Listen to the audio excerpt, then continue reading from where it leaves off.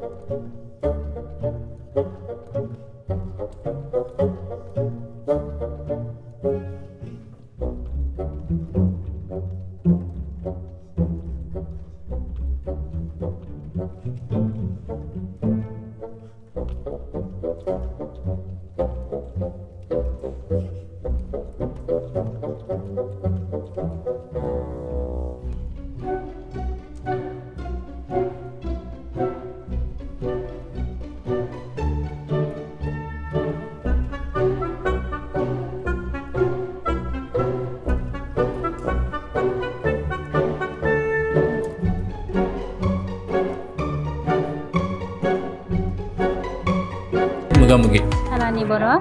आं करेसरनिफ्राय फैदों आंहा माने प्रब्लेम जादोंमोन आरो कनसिभ जानो साननायाव जोङो कनसिभ जेतिया जानो नागिरदोंमोन जोंना थायाखैमोन जों गोसो जादोंमोन बिनि उनाव जों एल'पेथिकनाव थांदोंमोन आरो जों एल'पेथिकनाव जों गुवाहाटीयाव थांदोंमोन ओमफ्राय बेवहाय जों नायजादोंमोन बेवहायबो जों मोजां रिजाल्टखौ मोनाखै आरो नांनाय बायदि बिनि उनाव जोंखौ खोन्थाबाय जे आंनि आइया खोन्थाबाय जोंनि नावकाटानि आंनि आइया बिनिफ्राय खोन्थाबाय जे भेरगावआवबो सासे दङ मोजां हमिअपेथिक बेवहाय थांबा मोजां जागोन होननानै आरो बिनिफ्राय जों बेबायदिनो जों फैनायसै आरो आइनि मथे फैनायसै ओमफ्राय फैनानै नायजाबाय नायजानायावनो उइथिन 1 मान्थनि गेजेरावनो आरो आगस्ट मान्थआवनो आरो जों नायजानानै बेबायदिनो साक्सेस जादों आरो बिराद गोजोनदों आरो मा बुंनोसै आरो माने गोबां नायजानायनि उनावबो मोनैनि फिथाइया जेरैबायदि जों बिराद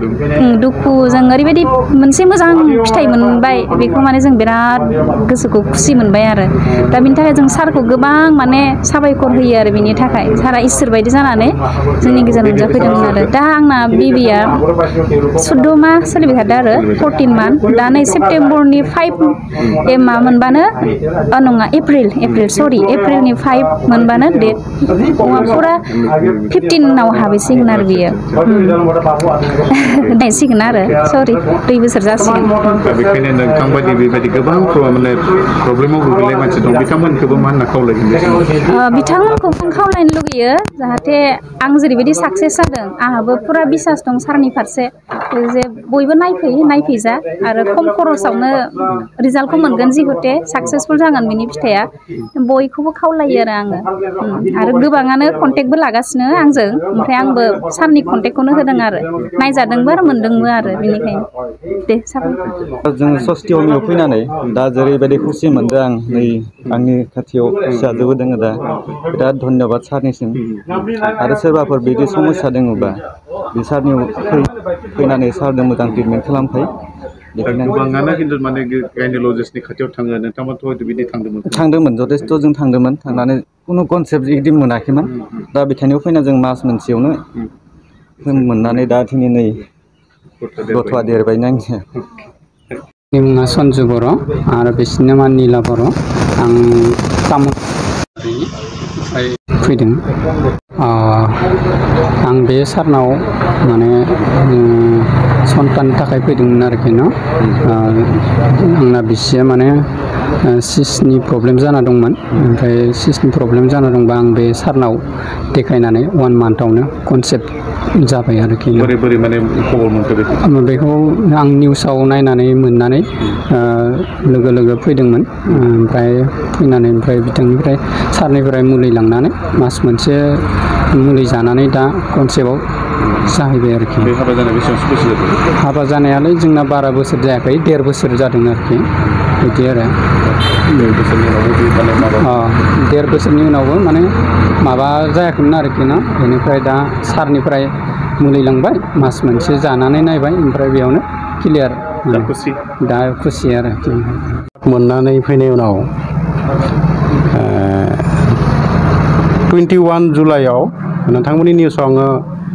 माने निउस खालामनाय जादोंमोन नोंथांमोना खालामनानै निउसखौ हगारदोंमोन बिनि उनाव आं सानदोंमोन आरो जे 21 जुलाइनि उनाव मिनिमाम आं गायनोलजिस्ट एवार्डनि जे गथ' मोनि बे निउसखौ मोननानै अल आसाम अल बिटिआर माने पेसेन्टफोरा आंनाव दिनैसिम 100नि सायाव माने पेसेन्ट आं नायबाय बा ट्रिटमेन्ट खालामबाय बेनि उनावहाय आं सानदोंमोन जे 100 जन सायाव जुदि पेसेन्ट नायनानै बे पेसेन्टनि गेजेराव जायखि फार्स्ट मोनो बा कनसेप्ट जायो बा रिजाल्टआव साक्सेस जायो बे मानसिखौनो आं जेनेबा फार्स्ट टाइमाव निउसनि मिडियानि थ्रुजों आं एसे बरायनो सानदों आरो बिथाङा जाबाय तामुलपुर समस्थिनि तामुलपुर डिस्ट्रिक्टनि गामिया जाबाय कलबारि तामुलपुर जिल्लानि बिथाङा जाबाय सन्जु बर' बिथाङानो फार्स्ट माने 1 मान्थ ट्रिटमेन्ट लानानै आंनियाव दानिया बिनिया मोजां रिजाल्ट गुड निउस माने कनसेप्ट जादों आरो बेनिखायनो आं बेयाव जोबोद खुसि जे जेसेबां आंनियाव दासिम 100 जननि सायाव जेसेबां आं दिनै 150नि 100नि माने 150 जनसो नायबाय दा बिथांमोना लकेलानो जा बा गोजानानो जा दिनै जुनाइनि आप टु क'क्राझार धुबुरी गुवाहाटीनि पेसेन्ट दिनै फैनायनि उनाव आंनो जिथुखि दा मेडिसिन इउज खालामगासिनो बा ट्रिटमेन्टखौ लादों दा बिथांमोना जाहाथे थाबैनो रिजाल्ट मोनो आंबो बेबायदि माने नाजादों आरो नाजागोन बिथांमोनाबो साक्सेस जायो दा जिहेतु सासे साक्सेस जाबाय आं बिराद गोजोननाय मोन्दों 1 मान्थआव जि साक्सेस जादों माने आंबो सानाखै जे बेबायदि साक्सेस जागोन बिथांनि जिथुनाखि वाइफनि जिथुनाखि समस्या बे अभारिसिस दंमोन प्लास ओमफ्राय हर्मननि इनबेलेन्स दंमोन ओमफ्राय लोगोसे इउट्रास फाइबार दंमोन आरो हौवासानि प्रब्लेमा दंमोन स्पाम काउन्टआ अति माने ल' माने 15% दंमोन आरो मिनिमाम कनसेप्ट जानायनि सम जेब्ला कनसेप्ट जायोब्ला मिनिमाम हौवासानि पार्सेन्टआ 70+ नांगौ जायो खिन्थु बेहा अनलि 15%मोन आं सानाखैमोन जे इमान थाबैनो रिजाल्ट फैगोन आं सानदोंमोन मिनिमाम 6 मान्थ बा 7 मान्थ नांगौ जानो हानाय दा मासे बिथांनि रिजाल्टआ ओरैबायदि आंबो आसरित बिथांनि बेमारनि हामनायनि गेजेरजों लोगोसे माने 1 मान्थआवनो रिजाल्टआ फैबाय जों नुबाय दायो माखासे माने गायनोलजिस्टफोर दङ बिथांमोननि थाखाय माखासे माने फिसानि थाखाय बायदिसिना माने साइन्टिफिक माबाफोर खालामो नाथाय हमिअपेथिकखौ मानिनो नागिरो दा बे बेलायाव नोंथाङा मा बुंगोन नोंथांनिफ्राय जिहेतु दा आं बेखौनो बुंनो सानो हमिअपेथिकआव फ्राय माने पेसेन्टआनो माने बुजि फ्राय जिखुनु प्रब्लेमानो जा गायनोलजि प्रब्लेमानो जा एनि प्रब्लेमानो जा जिखुनु बेरामानो जा फार्स्टआवनो थाङो एल'पेथियाव खिन्थु एल'पेथियाव नायै मानसिफोरा अनेक थाखा गारो अनेक माने गोजानाव गिदिं सौगु जायै ओमफ्राय थेवबाबो हमिअपेथिकखौ थारमाने थाबैनो गोसोखाङा लास्टआव जेब्लानाखि एल'पेथियाव रिजाल्ट मोना होमबासो हमिअपेथियाव फैनाय जायो खिन्थु फार्स्ट टाइमाव जुदि हमिअपेथियाव फैयोब्ला आं बुंनो सानो जे हमिअपेथियाव ओरैबायदि रिजाल्ट दं खिन्थु डाक्टारा खिन्थु मोजां जानांगोन नलेज गोनां जानांगोन रिसार्च गोनां जानांगोन खिन्थु जानला मानला हमिअपेथि डाक्टरनाव थांबाबो खिन्थु बेहा रिजाल्ट मोननाय नङा जे हमिअपेथिब्लानो जे रिजाल्ट मोनगोन आं बेहाय थांनानै जों रिजाल्ट मोनगोन बिदि साननानै जाहाथे जिखुनु डक्टरनाव थांनानै बे रिजाल्टखौ मोनो आरो गायनोलजिस्ट जिथु ट्रिटमेन्ट बे हमिअपेथि डक्टरा फ्रायानो माने बे बुस्थुखौ रिसार्च गैया ओंखायनो दिनै आं सानो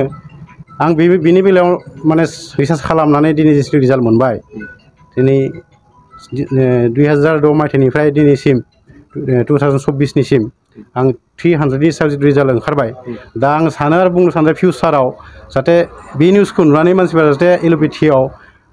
थाङा बेखौ उननि खोथा खिन्थु हमिअपेथियाव फार्स्टआव फैयोब्ला फैसा पातिया खम थाखायावनो रिजाल्ट मोनगोन जुदि बेबायदि फैसा दङब्ला आंजों जगाजग खालामनानै हमिअपेथियावनो जाहाथे फैयो फार्स्ट टाइमावनो फैयो होमबाना फैसा पाति बहुत खमनि गेजेरावनो रिजाल्ट मोनगोन आरो आं सानो जे 100% रिजाल्ट मोनखागोन आं दिनैसिम माने जेसेबां नायदों माने 100% बुंजायो रिजाल्ट मोनगासिनो आरो मोनगोनबो आं नाजागासिनोबो